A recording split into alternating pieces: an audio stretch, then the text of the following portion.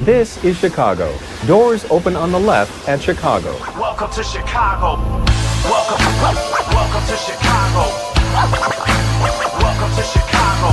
This is Chicago. Doors open on the left at Chicago. Welcome to Chicago. Welcome to Chicago. You're tuned into the TCSF podcast with Big Z and JC Dynasty Fantasy Football, coming straight to you from the 606 Media Studios and powered by True Chicago Sports Fans. This is episode 288, another Bulls emergency trade podcast. Can't believe we've done 3 emergency podcasts this week on the Chicago Bulls. But let's get into it. And if you know, we're sponsored by 606 Media and True Chicago Sports Fans, but definitely the Chicago Bulls made more moves today. One player that I didn't want moved because he was showing a lot of growth, averaging almost 16 points in January, showing growth, a defensive stopper, a guy you could have extended for it would not have cost you. And Ayo Dosunmu, an Illini kid, local kid, just a guy that got traded for Rob Dillingham, Leonard Miller, and 4 second-round picks. JC, what is with this GM and second-round picks? I don't think he knows that first round picks exist. I think he thinks OKC owns them all right now. I sat here and had like a conversation with like my guys, and I basically said like in what I don't know what negotiations he was having, but in those negotiations, if someone offers me 4 first round picks, I'm literally looking him in the face and just gonna say, stop fucking around and just give me a first. Yeah. Like, I'm not taking 4 of your scraps.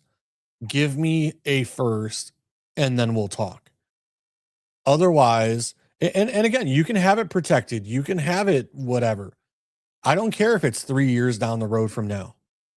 Like, but you're going to give me a first. You're not going to sit here and give me 4 seconds. Like, I'm sorry. Like, what are we doing? If I'm the owners and I look at this and like you couldn't get 1 first round pick for Kobe, Ayo, Vooch, or any of these other guys, Zach LaVine, not one. DeMar DeRozan, Caruso, Lonzo Ball, the entire build that he put together, not 1 first round draft pick. The only thing we got out, the best trade was for Giddey. Caruso for Giddey, we fleeced him. But other than that, every single move he has made has been horrible. Horrible. And let's talk about the fact that Dalen Terry was a first round pick that never developed, that never panned out, and you just traded him away.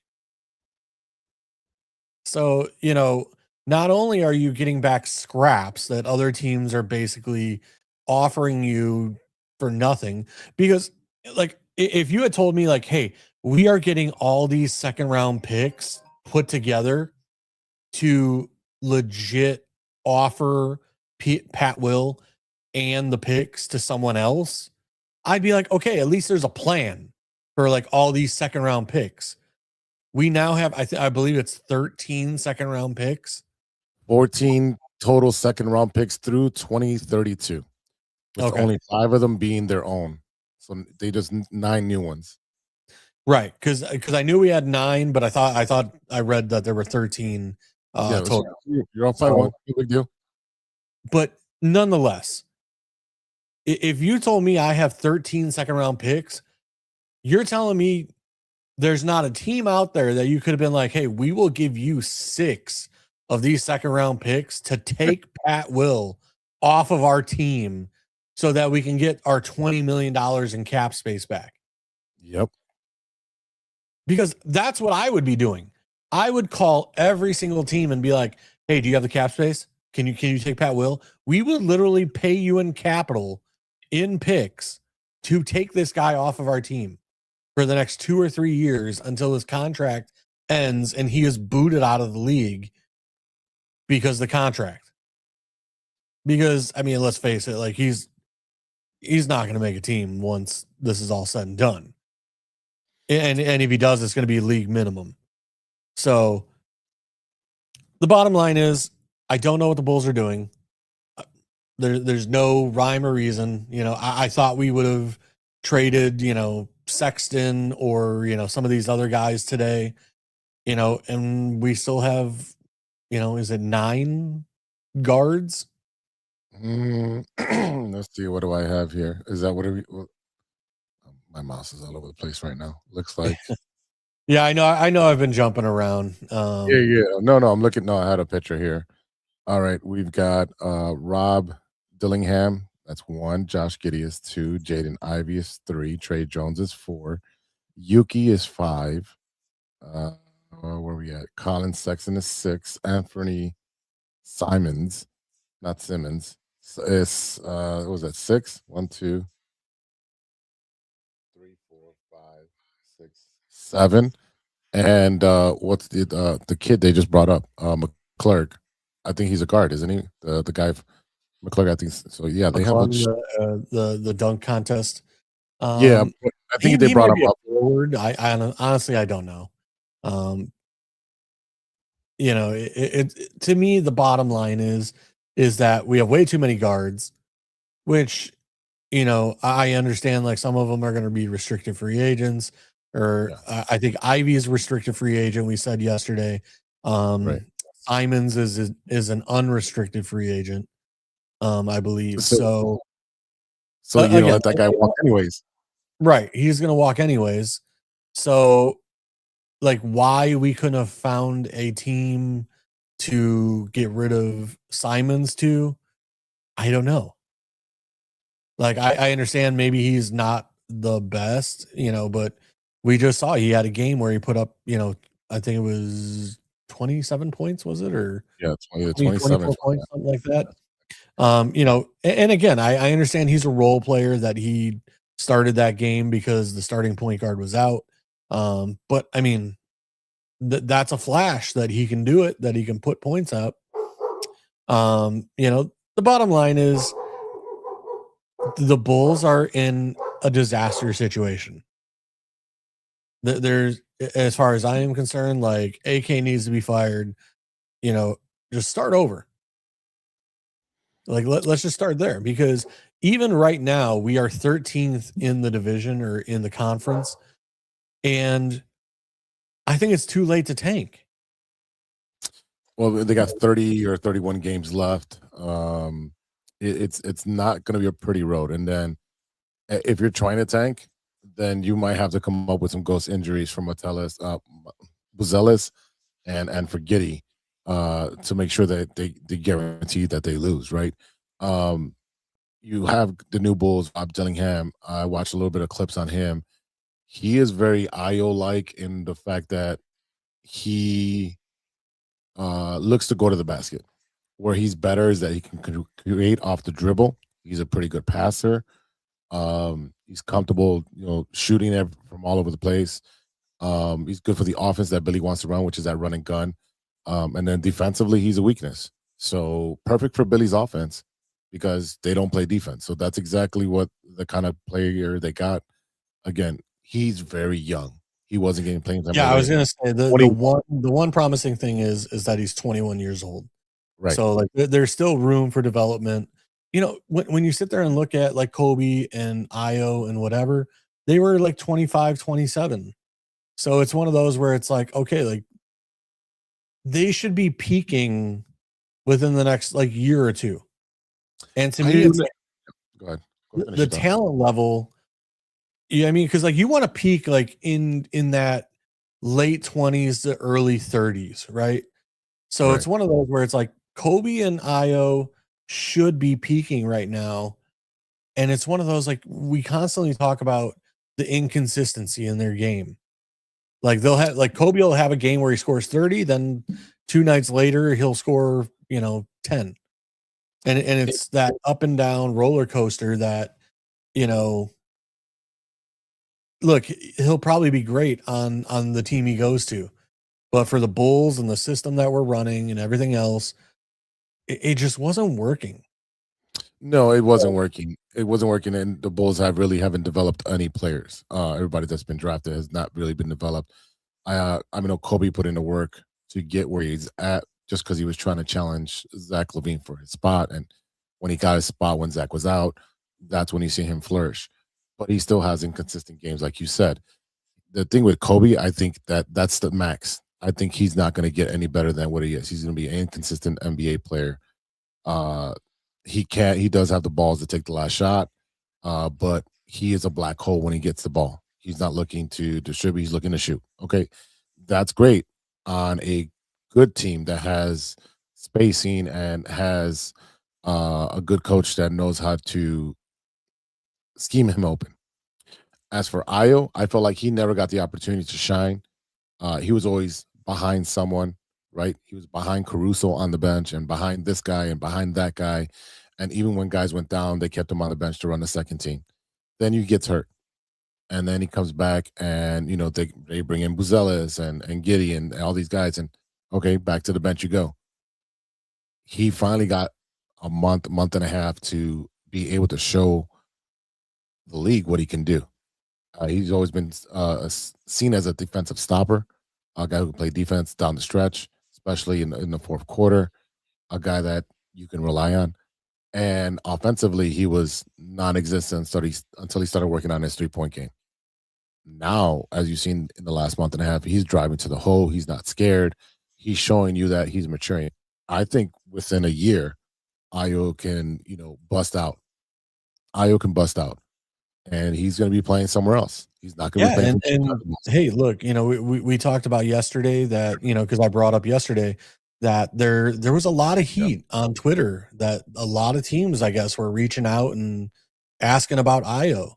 And so like that tells you right there is that, the league even looks at Ayo better than I do, and I'm fine with that. Again, I've brought it up that, and I'll restate it again today. There's only two guys that were on my list as untouchable, and that was Gideon Buzelis. Everybody else can go. Everyone. And that's exactly what they did. That's exactly what they did. They got rid of everybody but those two guys. So yeah, but do you think you get a first? No, of course not. Four second round picks, dude. Like legit. And then not only that, it's the worst of the Denver Charlotte picks that got me. It's like so not only are you getting 4 first round picks, you're trading for the worst of the 2 fourth round picks that they own.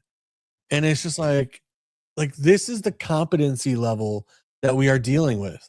That it's like not only are we getting second round pick, and I understand, like, me and you were discussing off air that there are players that get drafted in the second round, but we know that hit rate.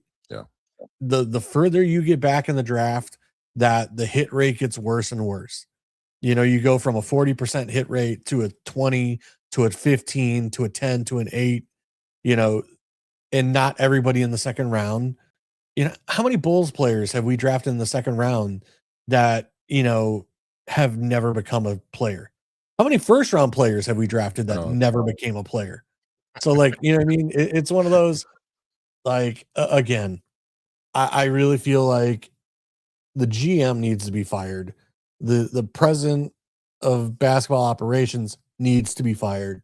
Like, we need a whole new front office, because I don't even trust these guys. Like, okay, great. You got 13 or 14 picks. I don't trust you to make the picks, because the picks you've made. I don't trust you to make the picks. Noah Assange. No. I know he's hurt.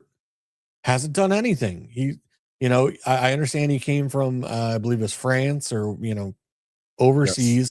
Yes. So but it's one of those where, again, he was playing in France, which, is kind of like the European league to the NBA, and he was playing pretty decent.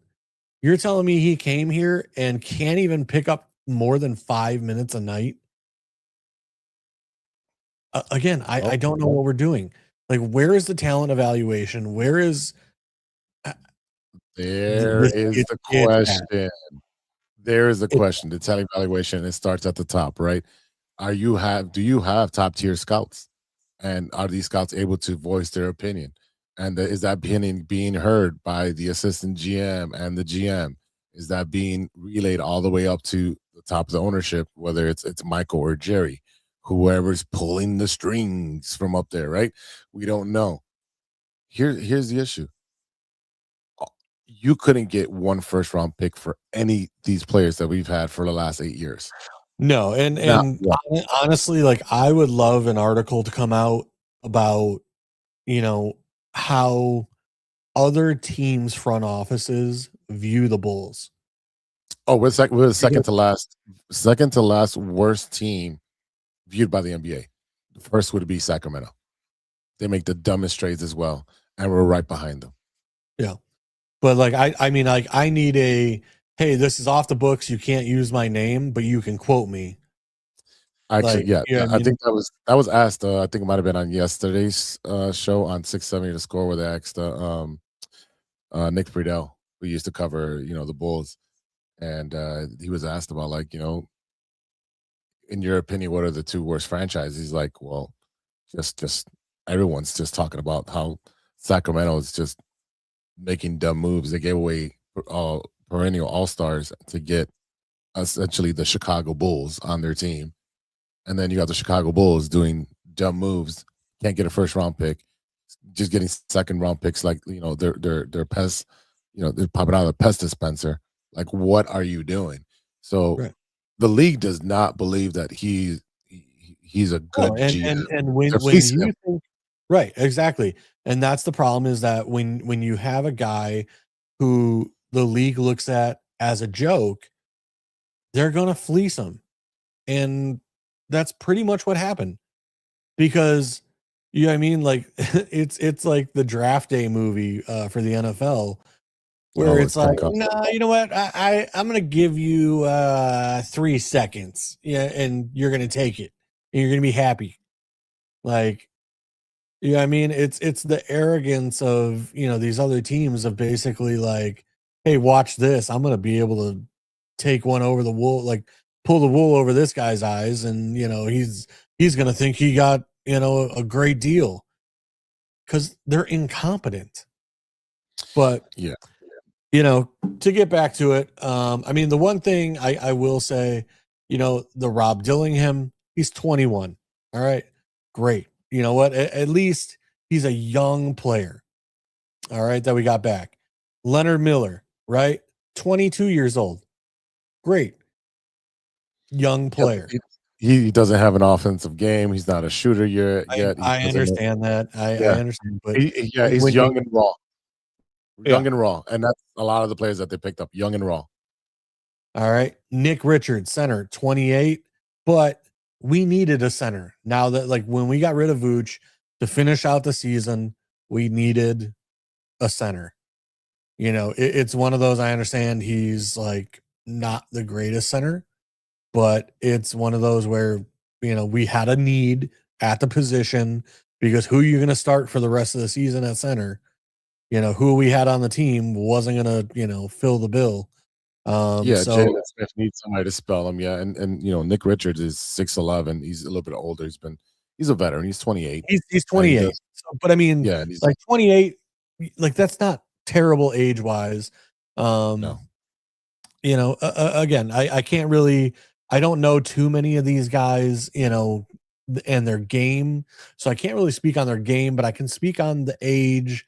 I can speak on that kind of stuff because, like I said, I'd rather pick up a 22-year-old, Leonard Miller, and hope that, hey, there might be some development still, rather than picking up a 28-year-old who rode the bench for all these other teams and a four second round picks. You know what I mean? It's like, again, we're being fed the scraps of the bench of these other teams, and they're getting stars that are going to help them in the playoffs. It's frustrating because you traded a bunch of these expiring contracts, which we wanted. We expected a bigger return. And I watched a press conference today from AK, and he couldn't really give you any straight answers. What was your thought going into the trade deadline? When did you start thinking about this? He couldn't give you an answer. why not do this last year? And he was like, well, we were hurt last year. And then, it was Buzelis' first year. He skips around the question, doesn't answer the questions. He does Because he not doesn't understand. know. He doesn't. He doesn't. You I know, think he I got lucky where he was before he got here. He got he did get a lottery ticket in getting was it Denver? God, why am I so bad with names? The center. I mean, the bottom line is, Denver. I remember when we got AK and everyone was super excited because they thought he was going to be this fantastic and great GM. And it's like, the guy is clueless. Yeah, he got Jokic. Remember, he got Jokic in the we talked about it. Wasn't he drafted in the second round or something like that? Yeah, I mean, great. He got lucky on that one, but he tends to draft a lot of guys from like overseas and from Europe, and then like they don't really pan out here. Like don't get me wrong. Like he drafted Buzelis, and Buzelis has done fairly well for us. However, at the same time, like Buzelis had a great rookie season, and it's like, okay, he's still kind of having that same level of production.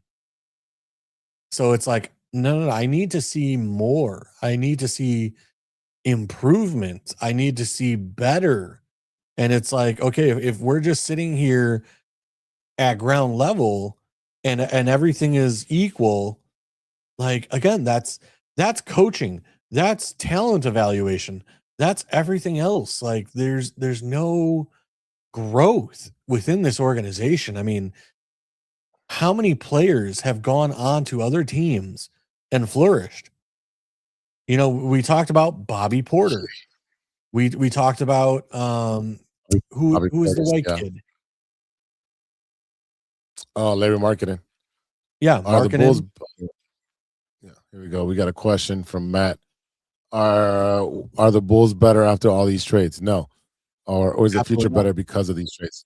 Both. It's both no. So we were stuck in purgatory. I mean, that between the 10th and the 7th spot, just because you changed the way you play, and the players that you have do not fit that system. Okay, what I mean by that, they went from having set offenses to, we're going to run and gun. This is the reason these guys are getting hurt, because they're playing back to backs, playing run and gun when they've never done that. So these guys are going down, and now you're having these backups that you never developed, playing in games, now you're getting blown out by 20 and 30. There's your issue with that, okay? So are these trades going to help us? No. I don't see this administration. I've said this for about 2 or 3 years now, but probably, no, it's going to be, he's been here since 2020. So I've been saying this for about 4 years. I do not believe in his administration. I do not have the confidence in his administration. There's no way in hell I want this guy in charge of rebuilding a team that he built and didn't address when Lonzo Ball went down, did not address it at all, didn't make any trades, any signings. I think we went like 2.5 years or something without doing anything. This is the same guy that hired Billy Donovan, selected Patrick Williams, also selected Marko Simonovic, which we've never seen, signed Devin Dotson, boo, signed Patrick Williams to a multi-year contract in 2020, signed Denzel Valentine, crap, signed Adam Mokoka, who, signed Zach Norvell, who, Noah Vonai, who, Garrett Temple, who traded Wendell Carter Jr., and we got Daniel Gafford. And then they got rid of Daniel Gafford afterwards. I mean, again, the biggest thing to me is like the Markkanen situation, the Bobby Porter situation. It's once again, it is talent evaluation. Plain and simple. When you look at Patrick Williams and what he does, again, I talk about this constantly. When you have a guy and you see him, I don't know, what are workouts? 3 hours a day, 4 hours out of the day. When you see a guy 4 hours a day working out in your facility and you offer him a $90 million contract that can potentially sink your franchise, someone needs to speak up and say, this guy is not worth the $90 million. And if the GM is incompetent to not see that, hey, he might be a sixth man, but we can't afford to pay him starter money. You need to let that guy walk. Guys like Lauri Markkanen and again, I know like Bobby Porter was not the best player for us at the time. Bobby Portis. But sorry, I keep saying Portis. Yeah. But I mean, he kind of had that fiery attitude, kind of like Joakim did, right? Where like he played tough, but he wasn't great offensively. And sometimes like, hey, you got to take the defensive side and take that fiery attitude, because you know what? Sometimes that fiery attitude rubs off on the player next to you. Like they want to fight with you in the trenches and do things. But I haven't seen that fire or attitude since the Baby Bulls. No, not since Heinrich. Yeah, the Heinrich and Ben Gordon Bulls. Yeah, definitely that was the last time that you had really a good push of guys that knew what they were doing. And again, those guys went through some coaching changes as well. And then when Tibbs came in, to me, it's everything from the head down needs to be chopped off. From ownership, from the guy that hides behind the curtain that we never see, to AK, to Billy Donovan, to all the staff and talent evaluators, everybody needs to go. Talk to whoever is the up and coming guy out of OKC. Talk to the up and coming guy out of the Celtics. Talk to somebody out of Golden State. Find me someone who is going to have the respect of other GMs that they're going to go get a first and not 4 seconds. Find me a guy who's going to have the respect that, you know, when we trade Caruso or Ball or Vucevic or whoever and say, hey, I got a center for you. You guys are looking to win a championship. You want to get better for the playoffs. Guess what? It's going to cost you a first. Bottom line. Yeah, I was looking at the draft. Where's my guy here right now? The David. What am I am like so like exhausted. Dalen Terry, we drafted him 18th. That same year, Jalen Duren, Osama Dieng was drafted by the Knicks at 11, and Jaden Ivey was drafted by Detroit at 5. So you literally had 3 guys that were drafted in that same draft for a cup of coffee before all those moves were made, which is nuts.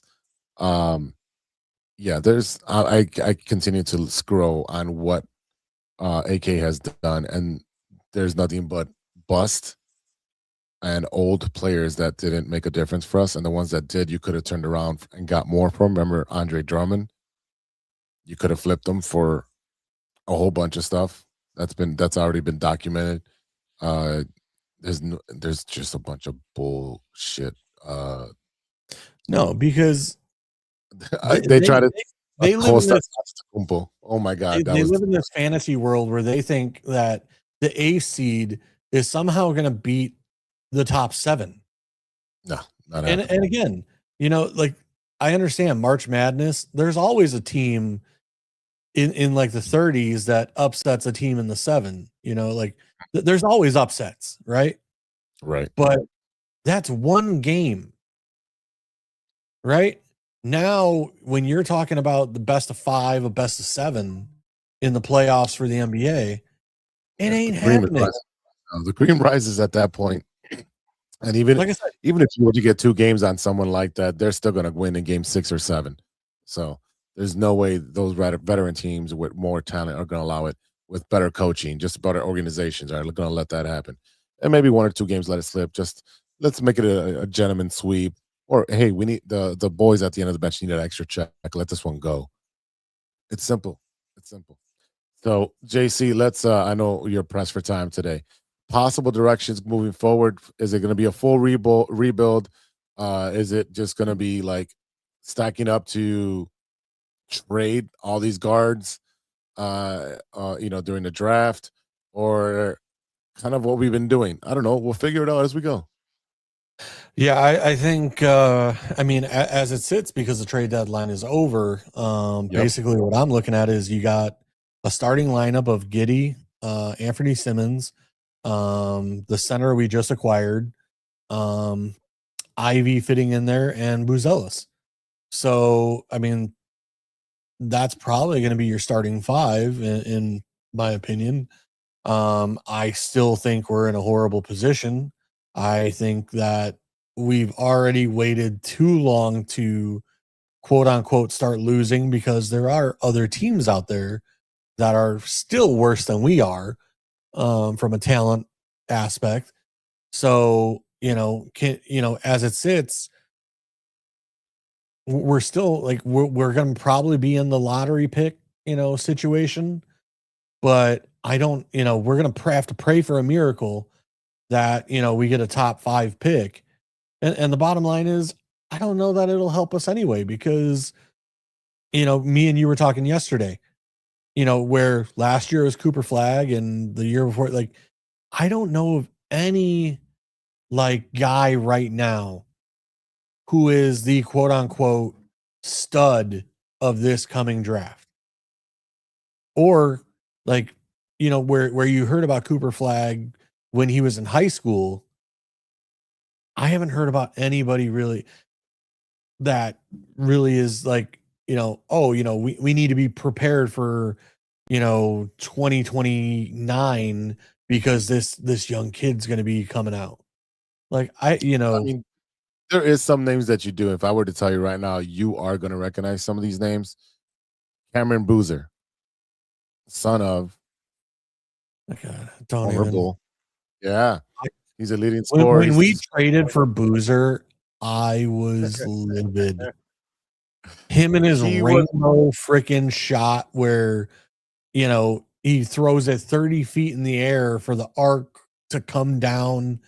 And then, I called Boozer Mr. Olay. That dude didn't play defense for anything. He never played defense, but you traded for him. Oh, yeah. You drafted. You know what you drafted when you got him. But, his son is averaging 23.3 points per game, Cameron Boozer. AJ Dybonsta. I'm sorry for butchering the name. I'm really bad at we've talked about we are not the best with names, but I'm notorious. If you listen since the beginning of the podcast, all I do is butcher names. So yeah, you got some players there that again, this is going to move up and down with the tournament, but there's a lot. They might be valuable pieces to a team, but I'm talking like franchise changing, right? Franchise changing. We've talked about. And again, I understand like the Kobe's, the LeBrons, the players like that are like once every 10 years. But I'm talking about like the guys that are once every 4 to 5 years, because you still get those guys. Like Derrick Rose was like the name. Anthony Edwards is the guy. You know what I mean? Like there are guys every 3 to 4 years that are like, okay, this is like guaranteed. This is a guy, like not a once in a generation, but this guy is going to be a franchise changer. Like people are going to want to play with this kid. Yeah, I'm looking at the most up to date depth chart, and Giddey's out today. Trey Jones is out still with the hamstring. Colin Sexton is obviously going to be out. He just got traded. Leonard Miller, Noah Sage, let's see who else is out. Nick Richards, all out today. So I'm looking, okay, who's going to be my point guard? It looks like it might be Jaden Ivey or it might be Anthony Simmons or Mac McClung. Mac McClung's Point probably the guard? one. No, it's going to be Yuki. Oh, I'm sorry. Yeah, he's not even on there. He's not even on there. It should be Yuki. He's the only one that's familiar with the offense right now. That's crazy. He's not. He's nowhere near it on it. This is ESPN. That's crazy. Yeah, he might be on like a 10-day whatever, so he may not be listed for other reasons. But yeah, no, I mean, bottom line is, I don't see the franchise being in a better place than it was 4 days ago. I don't see, any, but what I will say is, I when we talked about it the other day, is that this needed to happen, right? It's been 5 or 6 years where we're in that 8th seed, 7th seed, whatever purgatory, where it's like, okay, we make the playoffs, so the pick is so bad that we can't get better. However, like, we're in a position where we can't win either. So you're in that 7th AC, like, you're in purgatory. Like, you can't get a pick good enough to get better, and your team basically is not good enough to win.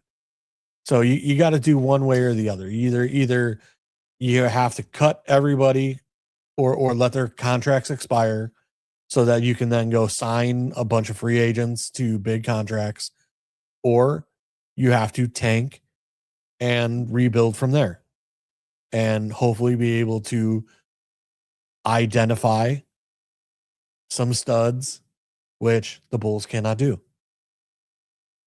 Yeah, the Bulls definitely cannot do that. All right, closing thoughts. Again, we're covering the Ayo trade that happened today. It's again, I did not want him to leave. I thought he was in a pretty good piece to have as a veteran to bridge into the new direction, you want to say, because I really don't think it's a direction. And again, if we're going to tank, everyone that's really good should not be playing. Again, put the Windy City Bulls up there and let them figure it out. Get yourself in a better position to get a higher, or maybe you try to get more picks by flipping these second rounders and some of these guys that you brought up. Should have kept Dieng. I'm pretty butchering that again. And played small ball tank. Small ball tank is a good learning period for young balls. Again, I'm fine. You got a bunch of young kids. Let them learn how to play. Oh yeah, you're gonna lose. You're gonna lose. But at least you have 30 games to evaluate what you have, what you don't have, and knowing what's going forward. Here's your issue with that. The Bulls knew what they had last year in Kobe and in Ayo and in Vooch. And what did they do with that? Not a goddamn thing. They didn't do anything. At the end of that season, they could have traded, or even at the trade deadline. But no, they sat on their asses and did nothing. So in the comments, please drop in there whether you agree what's going on with the Chicago Bulls. Give them a grade on these trades. Hit us up on the Facebook, on the Twitter, on the Instagram. Go ahead and drop all the love or hate you want to do on the Chicago Bulls. Yeah, I expect the Bulls to lose by 22.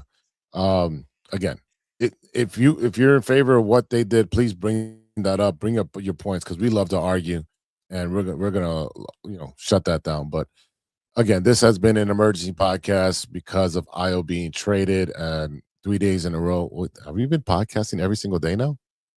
Yeah, right. Yeah, Since Monday. It's amazing what I can do when I'm on vacation. Yeah, man, it's definitely it's fun. It's fun able to do this without restrictions of I got bowling, or hey, I got this, or hey, I got that. I mean, I did do that 15-minute, 20-minute episode on Tuesday, but I did have to go bowling. That's probably why. Israel. Yeah, definitely. Ayo trade is an F negatives, and that's the F going to AK and Mark Evans saying go fuck yourselves. But yeah, we hopefully there shouldn't be anything going on crazy tomorrow, whether it's Chicago Bears or something else. But we will be back on Monday. I thank everybody that's been chiming in and tuning in and supporting us through what's been going on. Kobe and Vooch trade a B. I would say that's like a C minus because you could have got it a year earlier and got a bigger return. Maybe 12 second round picks for each one.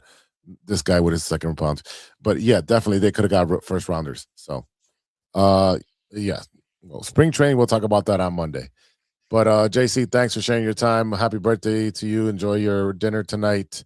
I know you are enjoying this vacation. Much needed for you, brother. Thank you very much. Yeah. Nice little getaway from my job. And like I said, I've been spending some time at my second home and just basically working on my I got a classic old muscle car and just spending some time just trying to put some parts together and make little upgrades to my girl. Every few years I do some minor work and try and do some upgrades just to keep her on the road. So that's all I can do. All right, brother. Sounds good. Enjoy your dinner and enjoy your birthday week, month. Thank you. Yeah. Yeah. All right, everybody. That is it for today. Thank you to our fans. Thank you to our listeners for sticking with us for 200 and I don't even know 88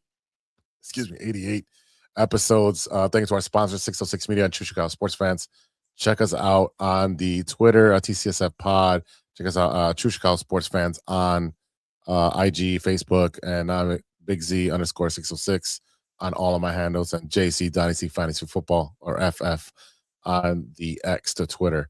So for JC, I am Big Z. We'll see you next time, which should be Monday, for episode 289. And until then, be good to each other for the love of sports.